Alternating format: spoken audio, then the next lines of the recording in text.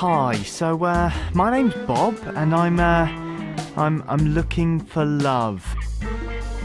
My interests, well, I like dragon slaying, bandit slaying, vegetable slaying, any kind of slaying, really. My qualities, well, I like to think I keep myself in reasonable shape. I'm great with animals, and I do enjoy a bit of a challenge. I'm a great hunter, but it's not all macho stuff. I do have a sensitive side as well. But you know, I'm pretty accommodating overall. I'm not opposed to changing myself. Bad habits, I guess I have a tendency to get angry.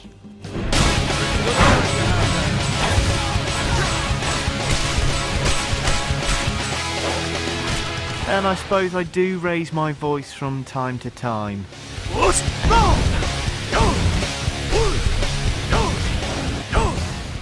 So that's me, and I'm looking for a partner, someone to embark on the biggest quest of them all, really, the wildlife of wedlock.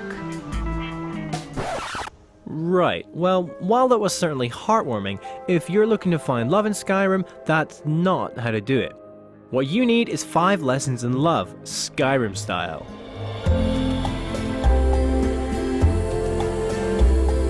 If you're anything like us, then your character is, no oil painting. But hey, don't despair, because the first rule about love in Skyrim is that it's got nothing to do with looks, which is lucky for us. Everyone can be irresistible, regardless of scars, war paint, or my god, what the hell is up with his eye? Anyway, all anyone needs is something to break the ice, figuratively. And we all know nothing breaks the ice like expensive jewellery. Again, figuratively. The pendant for the job is the Amulet of Mara. Mara is one of the 9 Divines and goddess of love. Hanging her necklace around your neck signals to the world that you are available and looking for love. You're likely to find one while questing through the lands of Skyrim. For example, we found one on the corpse of an Imperial soldier we definitely didn't bludgeon to death with our own fists.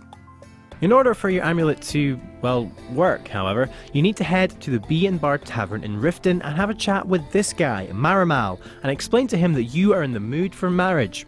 He will also sell you an amulet for 200 gold if you haven't come across one on your travels. Now, not everyone in Skyrim is looking to settle down. The province possesses roughly 50 eligible bachelors/bachelorettes to marry. Also lizard folk, if you're into that sort of thing. While that may sound like a lot of potential brides, grooms, and pets, it can be tricky to figure out who they are among the hundreds of NPCs. Fortunately, the folks at the Elder Scrolls Wiki have compiled a comprehensive, albeit rather spoilerific list. Check out the link below for more info. So, to help you out, but without spilling any of the story, we found 5 prospective partners for you to consider, all of whom you're likely to encounter in your first 5 to 10 hours of the game. A bride at a price, Janessa is found a drunken huntsman in Whiterun. To win her love, simply hire her as a companion in arms for 500 gold. She's a great option if you have coin to spare and enjoy placing your dearly beloved in mortal danger. To carry Benor's favour, you need to prove to him that you are both a lover and a fighter. Find him in Marthal and proceed to challenge him to a brawl. Punch him enough times square in the face and he'll be yours forever. Aela is quite a catch. Strong, youthful, deadly with a bow. However, to win her heart you'll have to put the hours in. Nothing but completing the companion story arc will persuade her that you are marriage material. The perfect choice if you love Nordic ladies but hate bears. Owner of the Woodmill in Iverstad, she will happily wed you providing you present her with a gift of 10 bear pelts. Hey, don't complain, she could have asked for diamonds or grand soul gems or something. If you're looking for a hassle-free option which requires no questing, money or fistfights, why not ask Octave San of Solitude for his hand? Sure, he's an elderly gambling drunkard, but hey, if you like mustaches, forget about it. While all of these potential spouses are a catch to be sure, our personal favourite is Gorbash the Iron Hand. Just look at him.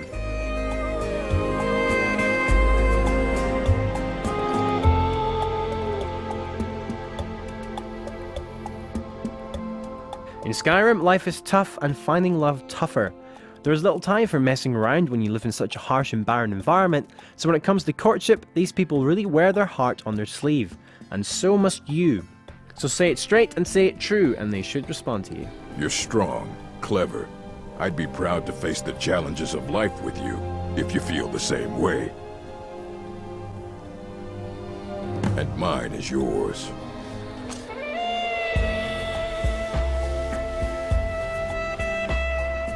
Before you can marry your true love in the sight of gods and men, you first need to head to the temple in Riften and chat once again to Marimal to make the necessary arrangements.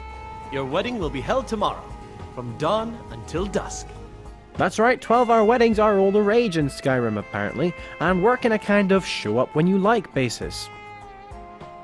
When you show, you're required to present yourself at the altar. It is, however, optional whether you come to your wedding with an ice spike stuck to your arse. Our character did, for some reason. Should you choke and decide to wuss out like the giant comitophobe you are, then there is one last chance to back out. But if your future partner is as dashing as Gorbash, well, you'd be downright crazy.